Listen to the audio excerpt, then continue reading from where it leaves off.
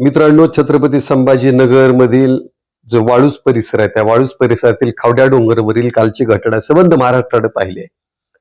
ही घटना जी आहे, या घटनेबद्दल शोक व्यक्त करावा, या घटनेबद्दल खंत व्यक्त करावी, या घटनेबद्दल कीव व्यक्त करावी, की या घटनेबद्दल दुःख व्यक्त करावं, अशा पद्धतीची भावना अनेकांच्या मनात आज असेल.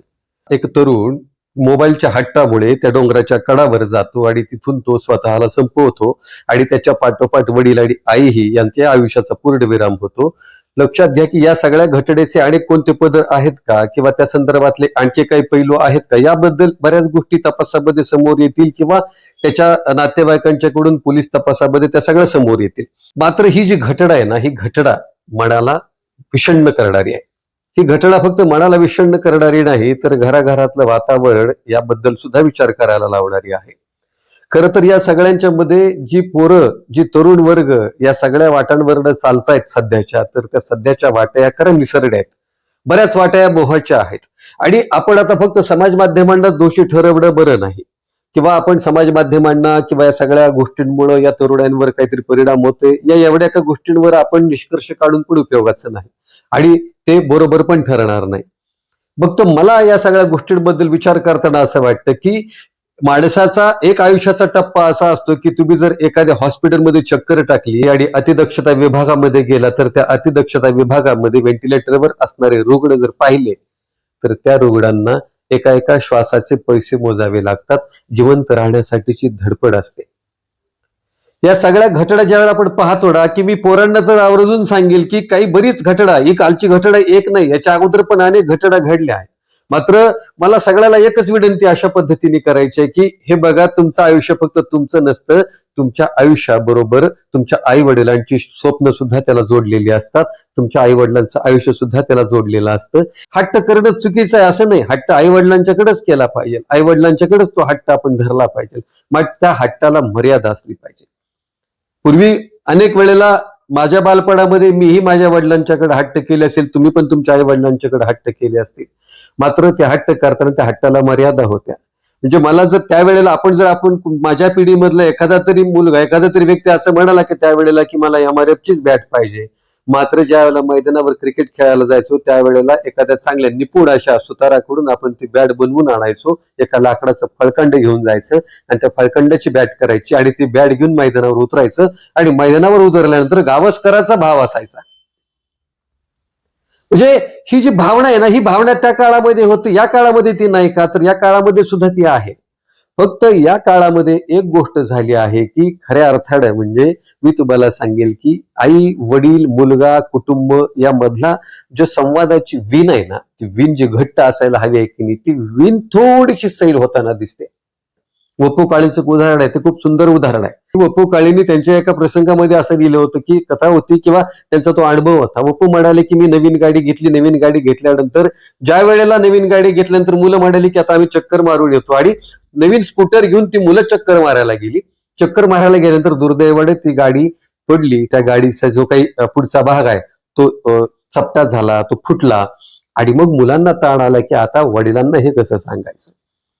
त्यानंतर ते पुढे घराकडे आले. घराकडे आल्यानंतर त्या आधी शेजारी गेले, शेजारच्या काकांच्याकडे गेले आणि काकांना असं सांगितलं की काका, असा सगळा घटनाक्रम आहे, अशी घटना घडली आहे, गाडीचं नुकसान झालंय, आता आम्हाला घरी जायचंय, फक्त तुम्ही सोबत चला. काका बोलले ठीक आहे. आणि मग का, तर ते काकाने म्हणले मी येतो सोबत, काही हरकत नाही, पण कशासाठी, तर ते बोलले वडील खवळतील. आणि वडिलांचा राग नेमका कशा पद्धतीने ते व्यक्त करतील काही माहिती नाही. आणि मग ते त्या काकांच्या सोबत ती दोघही मुलं वपूंच्याकडे गेली, आतमध्ये घरामध्ये गेली, आणि वपू म्हणाले की अरे तुम्ही कसं काय, तर ते म्हणाले काही नाही, ही दोन्ही मुलं माझ्याकडे आली होती, फक्त मी तुम्हाला विनंती अशी करणार आहे, यांना काही खवळू नका, यांना काही मारू नका. वपू म्हणाले काय झालं, ते म्हणले तुमची जी नवीन स्कूटर गाडी घेतली होती ना, ती नवीन स्कूटर गाडी घेऊन ही दोन मुलं बाजारामध्ये गेली होती, दुर्दैवाने यांच्याकडे ती गाडी पडली आणि त्या गाडीचं नुकसान झालं, आणि त्यांना वाटलं की आता हे तुम्ही काहीतरी खवळाल, तुम्ही काहीतरी माराल, आणि म्हणून मग ते माझ्याकडे आले आणि ते मला सोबत घेऊन तुमच्याकडे आले. हे पाहिल्यानंतर वपू हसले, आणि वपू हसल्यानंतर थांबले नाहीत नुसते हसून, तर त्यांनी स्वतःच्या मनाला प्रश्न केला आणि स्वतःच्या मनाला त्यांनी सांगितलं की आज बाप म्हणून मी फेल झालो. कारण मुलांना एखादी चूक केल्यानंतर सगळ्यात आधी बापाकडे यावं असं जेव्हा वाटत नाही ना, तेव्हा तो बाप फेल झालेला असतो. कारण त्या बापाकडे येण्यासाठी जर मुलाला शेजारच्या काकांचा हात धरावा लागत असेल तर ही गोष्ट अपयशाची आहे. आणि वपुडी सांगितली की अजिबात मी खवळणार नाही, आणि मुलांना दोघांना जवळ घेतलं. बोध यातला हाच आहे की खरं तर बापांनी खवळावं, रागवावं, मारावं सुद्धा, आणि मुलांनी ते सहन सुद्धा करावं. कारण तो जगातला एकच माणूस असा आहे की त्याची पाठीवर पडणारी थाप पण महत्वाची असते आणि पाठीवर पडणारा मार सुद्धा महत्वाचा असतो. या जगातली एकमेव व्यक्ती आई अशी असते की तिचं खवळलं सुद्धा मंत्रासारखं असतं, तंत्रासारखं असतं. तिच्या खवळण्यामध्ये कितीही राग असला तरी त्या खवळण्याच्या पाठीमागे माया सुद्धा असते. पोरांनो, एकच गोष्ट सांगतो मी की ज्या वेळेला तुम्ही या सगळ्या जीव संपवण्याच्या गोष्टी करता, विचार करता, मोबाईलचा हट्ट असेल, गाडीचा हट्ट असेल, आणि तो हट्ट जर जीव संपवणारा असेल तर तो हट्ट तुम्ही अजिबात करू नका. लक्षात ठेवा की आई बापालाच मिठीत घ्या, कारण आई बाप पुन्हा पुन्हा मिळत नसतात.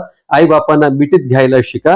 हे बघा की गौरी कानेटकरांचं एक पुस्तक पोरांना मी वाचलं होतं, मृत्यू पाहिलेली माणसं, हे पुस्तक वाचलं होतं. हे पुस्तक वाचल्यानंतर म्हणजे मी तर सगळ्याला आवाहन करेल की हे पुस्तक तुम्ही सुद्धा अगदी मागवा. अमेझॉनवर असेल, कुठेही असेल, ऑनलाईन असेल, एखाद्या प्रदर्शनात असेल तर हे पुस्तक तुम्ही मागवा आणि ते वाचा. ह्या पुस्तकातल्या कथा वाचल्यानंतर तुमच्या लक्षात असेल की जीव किती महाग आहे, स्वतःचं आयुष्य किती महाग आहे. एवढं ते स्वस्त नाही की एका मिनिटात संपवावं. लक्षात घ्या मित्रांनो, तुमच्या आयुष्याशी अनेक आयुष्य जोडलेली असतात. छत्रपती संभाजीनगर मधल्या घटनेनं एकच बोध दिलाय की आईबापानं मुलावर प्रेम करावंच करावं, मुलाला खवळावं सुद्धा, मुलावर माया सुद्धा करावी. मात्र आणखी एक गोष्ट आईबापांनी करावी की ज्या परिस्थितीमध्ये मुलाला आपण वाढवतोय, ज्या परिस्थितीमध्ये मुलाला आपण घडवतोय, ती परिस्थिती सुद्धा त्या मुलाच्या समोर सातत्यानं आईबापांनी ठेवली पाहिजे. जोवर ते ठेवणार नाहीत तोवर मुलाला कळणार नाही की कोणत्या परिस्थितीमध्ये आईबापा माझ्या शिक्षणासाठी योगदान देतात, माझ्यासाठी त्याग करतायत. ह्या गोष्टी सुद्धा आता करता आल्या पाहिजेत. आणि आणखी एक महत्वाची गोष्ट जाता जाता मी अशी सांगेन की खरं स्क्रीन टाइम वाढलाय, सगळ्या गोष्टी वेगवेगळ्या असतील, मोबाईल वाढला असेल, सगळं वाढलं असेल, त्याच्याबद्दल तो काळ्या नव्या काळामध्ये आपण त्या सगळ्या गोष्टी स्वीकारलेल्या आहेत. आता त्या आपल्याला हातून पटकन सोडून पण देता येणार नाहीत. मात्र थोडे काळ त्या वस्तू थोड्याशा बाजूला ठेवून पोरांच्या बरोबर पण गप्पा मार, पोरांना पण गोष्टी सांगा. पोरांना असं वाटलं पाहिजे की कॉलेजमधला एखादा प्रसंग मी माझ्या वडिलांना सांगितला पाहिजे. मुलीला असं वाटलं पाहिजे की माझ्या कॉलेजमधला एखादा प्रसंग मी आईला सांगितला पाहिजे. आणि हे वातावरण घरामध्ये निर्माण करा. मी तुम्हाला खात्रीने सांगेन, छत्रपती संभाजीनगरच्या वाळूस परिसरात जी घटना घडली ना, ह्या घटना किमान अंशी तरी कमी होती. कारण आई बाप आणि पोरगा ही नातं जे आहे ना, हे नातं आता आणखी घट्ट व्हायला हवं आहे.